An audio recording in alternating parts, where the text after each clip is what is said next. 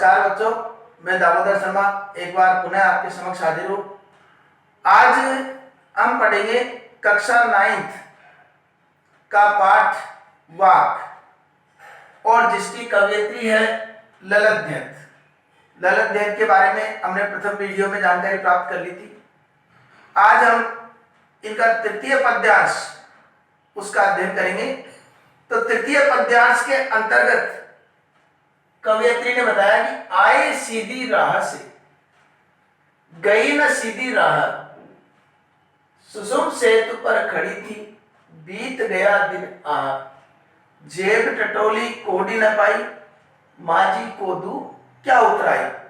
तो देखिए बच्चों, इस पद्यांश के माध्यम से कवयित्री कहना चाहती है कि व्यक्ति जब इस संसार में आता है तो जब इस संसार में आता है तो उसके मन में किसी प्रकार का कोई विकार नहीं रहता है। छल कपट राग द्वेष घृणा ईर्ष्या इस तरीके के कोई भी विकार उसके शरीर में नहीं रहते हैं। लेकिन जो ही इस संसार में कदम रखता है और संसार के वातावरण को देखता है, जो जो दिन बीतते हैं वह इस सांसारिक मोह माया छल कपट द्वेष घृणा ईर्ष्या पक्षपात भेदभाव ये जितने भी जो विकार है उसके शरीर में स्वतः ही प्रवेश करते हुए चले जाते हैं। और जब पूरा जीवन इस प्रकार के कार्यों में लिप्त रहता है तो ये तो हमको पता है कि जब जीवन में अंत समय आता है तो उसके पुण्य कार्य ही उसका साथ देते हैं। ऐसे समय पर जब वो अंत समय में सोचता है कोई भी व्यक्ति, तो उसको पता लगता है कि मैंने जीवन में क्या क्या किया है, क्या क्या अच्छा काम किया है, क्या क्या गलत किया है। वो सारा विश्लेषण उसके सामने आ जाता है। फिर उसको पछतावे के अलावा कुछ भी उसके पास शेष नहीं बचता है। उसी संदर्भ में कवयित्री ललितध्यंत कहती है कि आए सीधी राह से, कि मैं इस संसार में जब आई थी तो मेरे अंदर किसी प्रकार के कोई विकार नहीं थे, चाहे वो छल कपट सांसारिक मोह माया घृणा ईर्ष्या इस प्रकार के कोई भी विकार मेरे हृदय के अंतर्गत नहीं थे। गई न सीधी राह, लेकिन मैं इस राह पर सीधी नहीं चल पाई, जीवन पर्यंत इस राह पर नहीं चल पाई। जो जो मैं आगे बढ़ी मेरे अंदर विकारों का समावेश होता हुआ चला गया। जो जो आगे बढ़ी तो विकारों का समावेश होता हुआ चला गया। बुराइयां मेरे अंदर प्रवेश करती हुई चली गई।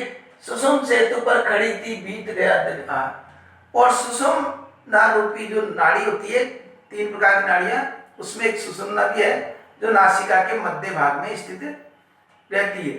तो इस सुषुम्ना रूपी नाड़ी पर, सुषुम्ना नाड़ी रूपी पुल पर बैठे बैठे बीत गया दिन आह। संपूर्ण दिन बीत गया, अर्थात संपूर्ण जीवन बीत गया और किसी प्रकार का कोई पुण्य या ईश्वर भक्ति का काम वो नहीं कर पाई। और उसका जो जीवन है, दिन से तात्पर्य जीवन, उसका जीवन इसी प्रकार बीतता हुआ चला गया।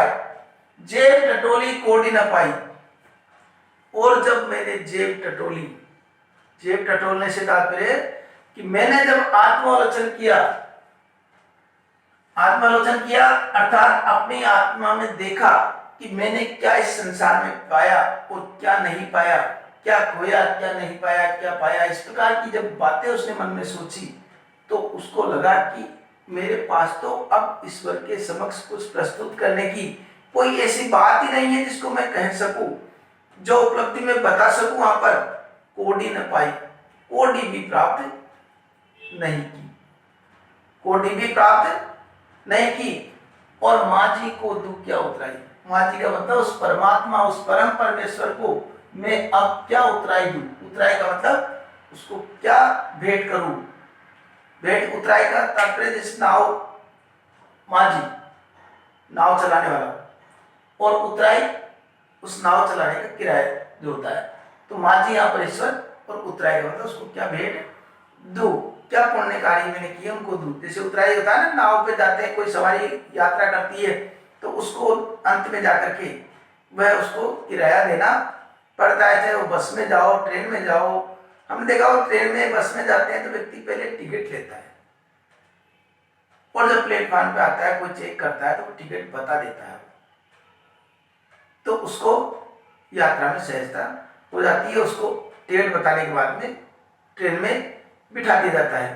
तो ट्रेन में बैठता हो उसी प्रकार जब परमपिता परमेश्वर के धाम में पहुंचता व्यक्ति, तो उसको भी उसी प्रकार का टिकट से तात्पर्य यहाँ पर उसके पुण्य कार्य, उसकी भक्ति, ईश्वर भक्ति, ये सब कार्य उसको प्रस्तुत करने होते हैं। लेकिन जब उसको पता लगा कि अब मैं इस परमपिता परमेश्वर को क्या उत्तराय दूं, क्या भेंट दूं, मैंने तो जीवन में कोई ऐसा कार्य किया ही नहीं श्रेष्ठ, या ऐसे कोई पुण्य कार्य किया ही नहीं जिसकी वजह से ईश्वर मेरा उद्धार करे, मेरी मोक्ष करे, इस बात का कवियत्री को पछतावा रहता है। तो माँ जी को दूं क्या उतराई, उस परम पिता परमेश्वर को मैं क्या भेंट करूंगी, क्योंकि मैंने तो जीवन भर इस प्रकार का कोई पुण्य कमाया ही नहीं। आई जरूर सीधी राह से थी, अर्थात ऐसा नहीं है विकार वहां से, प्रभु के वहां से कोई विकार मन में लेके आई हो, वहां से कोई विकार नहीं है। जब संसार में प्रवेश किया, इस संसार के वातावरण को देखा,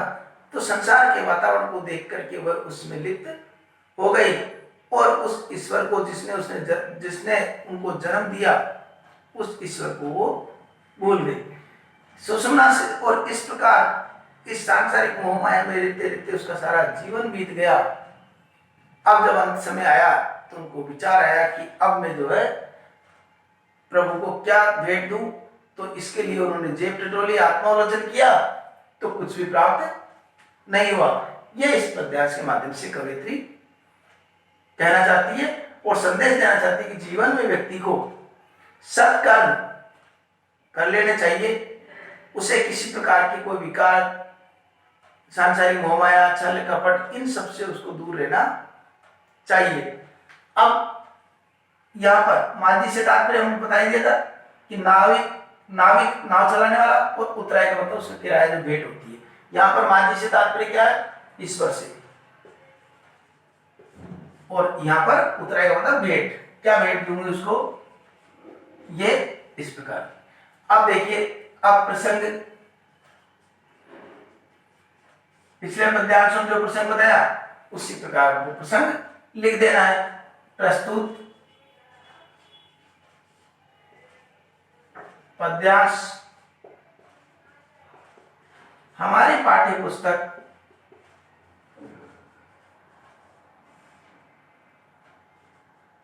क्षितिज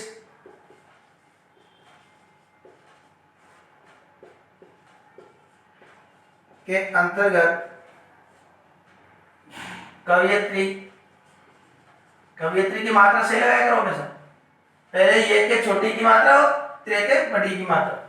ललद्यत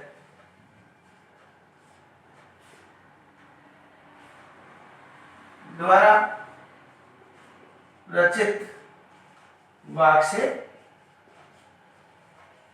अवतरित है। ये इस प्रकार का व्याख्या कर देंगे। विशेष और व्याख्या, ये तो प्रसंग हो गया। अब व्याख्या लिखनी है, विशेष लिखना है। विशेष जो पिछले पद्यांश में बताया, भाषा सरल और सहज, और व्याख्या अभी जो बोली है वो व्याख्या हमको लिखनी है। ठीक है, आशा करता हूं आपके ये पद्यांश भली प्रकार से समझ में आ गया होगा। अगले वीडियो में एक नए बिंदु के साथ पुनः आपसे मुलाकात होगी। तब तक के लिए